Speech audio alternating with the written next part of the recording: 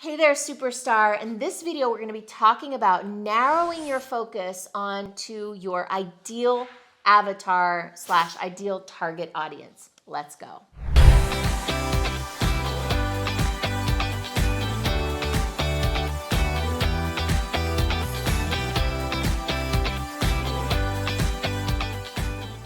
A little bit about what I'm going to cover in this video. I'm going to start with why it's so important to understand your avatar and the benefits of doing so. Then I'm going to dive into how to identify your avatar, as well as certain elements that you definitely want to think about as you're defining your ideal audience and how you're going to focus in your programs, your marketing, your branding, and all that good stuff. All right, let's go. You may have heard the term avatar before in the context of branding and marketing. And I'm going to talk about the way I look at an avatar. It's a little bit different. The term avatar, the way I'm using it is basically to refer to one sort of amalgam or one example of your ideal perfect client. And the reason I find it so helpful to focus in on one person is because when you do that, you can really go deep and get a deep sense of who this person is, what motivates them, what drives them, and really start to not only do the strategic work of narrowing your branding and your messaging, but also to do more of that underlying subconscious and energetic work of putting out the signal into the world of the exact type of person you want to call in. Quick story, just as an example. I had a very broad idea of an avatar in the past. I used to work with women entrepreneurs. Over the course of several years, I started to narrow my focus. I was focusing on women entrepreneurs who were speakers, and then speakers who are also coaches, and then it was superstars, people who are thought leaders. And as my focus narrowed, my messaging started to shift, became more compelling to my ideal audience, to the point where I was actually at one point, I said, wow, I'd really love to have a money mindset coach in our community. I'd love to call that in. I said that and then I forgot about it. And literally a couple weeks later, I got from YouTube, I got a person that called me up, set up an appointment with me, met her. She was a money mindset intuitive coach. And I basically, from that moment on, I was like, wow, whatever I ask for, I manifest. And I think it's because subconsciously my messaging was finding its way to her. And I don't know if that makes any sense, but I really believe in both that strategic side and also that spiritual, energetic piece of these things coming together. And so I think that's part of the beauty of this avatar work, is we're sort of conjuring the person and calling them to us by identifying who they are. Now, one thing I run into with people is they resist this process because they're scared of pushing away any business. And I do invite you to consider that sense of resistance to narrowing your focus could be driven by more of a scarcity mindset and a scarcity energy than by abundance. And so when you really focus on living abundantly, thinking abundantly, and trusting in the abundance of the universe, then I think as a foundation, it makes it a lot easier to do this work of the avatar work. Don't worry if you're struggling with the mindset stuff. I have lots of videos about that. And that's also something that we'll be supporting you with if you're coming into one of our business breakthrough retreats. All right, so let's talk about defining your avatar. But before I do that, I want to invite you to like this video, subscribe to my channel, and just know there's always an open invitation to post a comment below. Oh, and I almost forgot. One of the other reasons to focus in on an avatar is because it helps us to become better at what we do. When we have a very broad audience, we can sometimes offer very broad value. And what I've discovered is when we narrow our focus and we start to work with our ideal clients, we become much better at helping them with their exact issues and problems. We become very well versed in their industry or in their challenges. It becomes easier to help people, and then it becomes easier to replicate what we're doing and scale it and leverage it when the focus is narrower. And for this one, you may just have to take my word for it. If you've never done it before, I promise you that it's really helpful to have very specific value that you deliver to a very specific market. Okay, so let's figure out what that is, what it looks like for you. There's a few parameters I want to focus on. So the first is the most obvious. It's the one that all the marketing agencies use, and it's probably the one you've thought of the first when I said ideal client or target market or avatar, and that is the demographics of this person.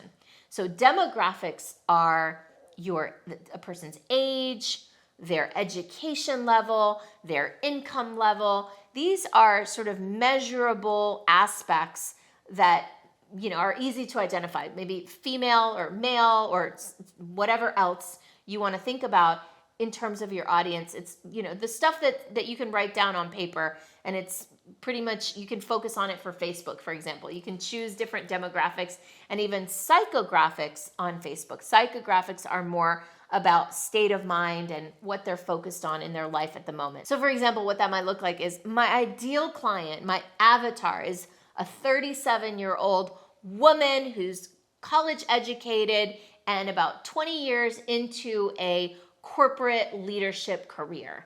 Okay, and she's looking to get ahead and get promoted, right? That's looking at demographics and psychographics. Now, on top of that, I want to overlay another layer that's related to this, and that is whatever niche or whatever industry this person is in. Now, that may or may not be relevant to your particular avatar, but if it is relevant, you definitely want to address it. Do they have a specific job title? Do they have a specific area of focus, something specific that they're looking for that makes them easy to identify? For example, it might be, okay, I'm looking for someone who's just bought a new home and is looking to update their kitchens and bathrooms, right? If you're an interior designer. So then the next layer is where we start to dive into what's going on with this person. So we're starting to look at these 3 levels of what I call pain points and problems.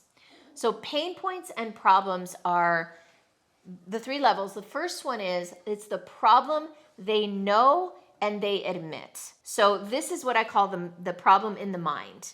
This is what they might be up at night Googling. They're actively looking for a solution to this thing. So it might be, for example, like for me, one of the leading pain points and problems that my clients face, and you might recognize this one, is that they want to find new ways to monetize their expertise, their story, their content without spending more time or more effort.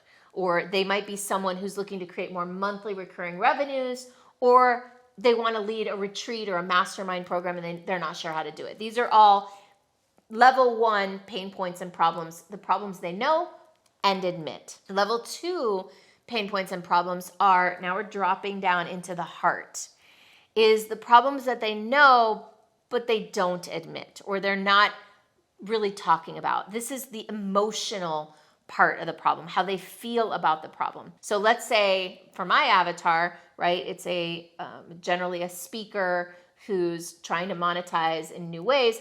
The problem they're not talking about is that they feel exhausted and they almost feel resentful towards their business because it takes so much effort, it's so much work, and they don't want to hop on another plane and they don't want to stay another night in a hotel room. But at one point, that's what they wanted, and they may even feel guilty or ashamed for not appreciating what they have in their business. They've made it, they're successful, and now they're resisting or resenting it. That's that emotional problem. Problem number 3, third layer, is the problem they don't know and they don't admit, because they don't know they have it. I also call this the blind spot.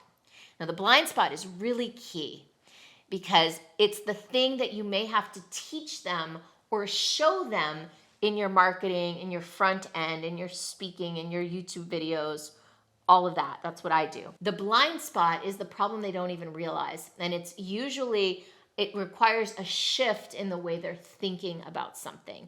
This is where, like I said, you can lead with this. You can lead with the problem they have. You can touch on the problem they don't have, but you really need to show them, explain to them, give them an aha moment around this blind spot. And if they don't really understand this blind spot, then they might not ever really want to work with you. So I'll give you an example. With my clients that I've just walked you through, the blind spot is that they may want to consider a new business model that helps them monetize one time, like make one sale and generate clients for monthly recurring revenue. So the blind spot is around their business model not only what is the business model, but how to implement, how to transition from their current model to this new model, okay? So that's an example of the 3 layers of pain points and problems. And here's a word of caution. I don't want you to focus only on the pain points and problems. I used to do that. And the challenge with that, or the problem with that comes up, is that you can end up then with very energy poor clients. So another layer I want to add to this whole thing is now what I call the possibilities. So yes, you want to focus on pain points and problems. You want to know that you can solve problems and pain points. And personally, I would recommend also looking at what's the possibility this person wants, and making sure that you incorporate that into your branding and your marketing is something more exciting, more visionary, more aspirational. If you only focus on pain points and problems, you might end up with really difficult, needy clients. So I invite you to also look at, well, does this client have a vision? Do they have a possibility that they want? And when you incorporate that into your branding and marketing, it's a more uplifting message. Another thing about this whole thing is that I find that a lot of branding and marketing out there tends to be manipulative, and it's focused on putting people in pain so that then they need you and have to invest in you. I don't love that, again, because I think it creates dependency with clients and puts you in the hero role, which you're bound to always fall from grace from that role. So I feel like you want really empowered clients. So focusing on possibilities and upliftment, you're going to attract people that can actually see those possibilities and that are drawn to them and maybe are not mired in their problems. Another thing to look at, lastly, is if you've ever heard of Maslow's hierarchy of needs, or if you've ever looked at Tony Robbins' 6 human needs, you can turn needs into a hierarchy. Now, I don't want to debate like the validity of Maslow's hierarchy of needs. This isn't about that. It's just a framework to understand that there are different needs. At the lower level of the 6 human needs in Maslow's hierarchy are these safety and security needs. Then there's like needs for variety and freedom. Then there's a need for significance, another higher need for love and belonging, and then what we call the higher order needs, which are growth and self-actualization, and then ultimately contribution. Now, I laid those out really quick. I think I have a video where I go deeper into them. But I just want to invite you to consider your clients. Where are they? What are they looking for? There may be multiple levels of needs. My clients, who are speakers and authors and thought leaders, are often looking for significance. That's why they like being on a stage in front of people. And they're also maybe looking for, to some degree, for some safety and security by way of monthly recurring revenues, not having to sell gigs each month and hop on an airplane each month. But more importantly, and where I like to focus my branding and marketing, and if you're watching this video, maybe you're one of these people, my people are generally very focused on growth and contribution. And I focus a big chunk of my marketing language on a target avatar who is focused on growth and contribution. Somebody who wants to, yes, make more money, yes, create monthly recurring revenues, yes, be significant in the world, and first and foremost, or more importantly, in the grand scheme of things, my avatar is someone who wants to help people, wants to serve, and wants to lead. So think about who your avatar is. What are their pain points and problems? What are their possibilities? And where do they land in these human needs? What are they looking for? Are they looking for more interesting life, more freedom, more variety? Are they looking for more safety, security? And I would invite you to consider that the more higher order the needs are, the easier of a client it might end up being. And last but not least, the more of those needs you meet, the longer your clients will likely stay with you. So if you're in my retreat and this is part of your journey on my retreat prep materials, I hope you're enjoying this. And if you're not in my retreat and you're curious to learn more about it, you can check it out at superstarbusinessbreakthrough.com.